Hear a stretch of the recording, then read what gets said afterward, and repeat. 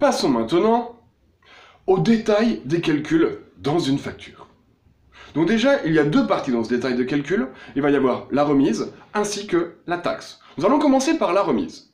Donc, comme nous l'avons vu dans la précédente vidéo sur les quantités, sur la facturation, je parle, hein, nous avons un total brut hors taxe de 3,95 € pour, comme l'exemple précédent, hein, nos 3 stylos, nos 450 grammes de pommes. Ensuite, sur ce total brut hors taxe, je vais lui appliquer une remise de 7%.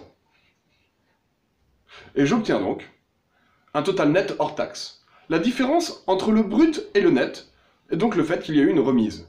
Nous voyons que nous appliquons la remise sur le hors taxe. Évidemment, nous n'allons pas appliquer la remise sur quelque chose qui est taxé et donc appliquer une remise à l'État. Non, nous appliquons une remise sur ce qui nous appartient à nous, c'est-à-dire sur le hors taxe qui nous revient. Donc dans notre exemple, je prends toujours les 3,95 €. Moi, là, il y a plusieurs manières de faire. J'ai l'habitude de faire ce que j'ai appelé la boîte à pourcents, que je placerai toujours à droite. Donc, ma référence dans la remise est bien le prix de départ, c'est-à-dire les 3,95 €. Je mets donc 100%. Ensuite, j'ai une remise de 7%. Une remise, c'est bien une baisse du prix. Je fais donc 100 moins 7, 93%. Ça veut dire que le total net hors taxe représente 93% du total brut hors taxe. La boîte à pourcents est très simple à faire. 100 moins 7, 93. Ensuite, pour compléter la partie euro, ce qui nous importe le plus, la partie boîte à pourcents est juste une aide de calcul. Je vais juste appliquer le produit en croix. C'est proportionnel. C'est une part représentative de. Donc, pour calculer la remise, je fais mon produit en croix, 3,95 x 7 divisé par 100. J'obtiens 0,28 €. Une fois que j'ai trouvé mes 0,28 €, je peux faire exactement la même chose. Je recontinue mon produit en croix. 0,28 x 93 divisé par 7 va me donner 3,67 €. J'ai donc complété toute la partie sur la remise. De la même manière, je vais avoir le total net hors taxe. Je lui applique la taxe sur la valeur ajoutée, imposée par l'État, la fameuse TVA. Prenons une TVA de 20%.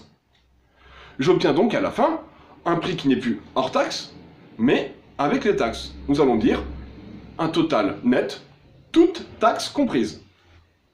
De la même manière, nous allons faire la boîte à pourcents, celle qui est dessinée en bleu.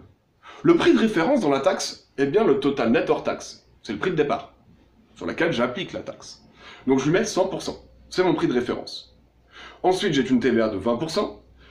Une TVA est bien une hausse du prix. 100 plus 20 va me donner 120%. Et j'ai bien ma boîte à pourcents. On va pouvoir dire que 120%, que le total net TTC représente 120% de mon total net hors taxe. Mais ça, c'est vraiment pour ceux qui veulent essayer de comprendre pourquoi la boîte à pourcents, vous pouvez juste la prendre comme un outil. Donc, si on la prend comme un outil, comme précédemment, nous allons appliquer le produit en croix. Pour trouver le montant de la TVA, je fais mon produit en croix, 3,67 € x 20 divisé par 100 me donne 0,73 €.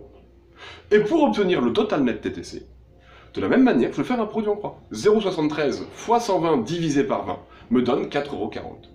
Voilà, maintenant, vous savez compléter entièrement une facture sur la partie calculatoire.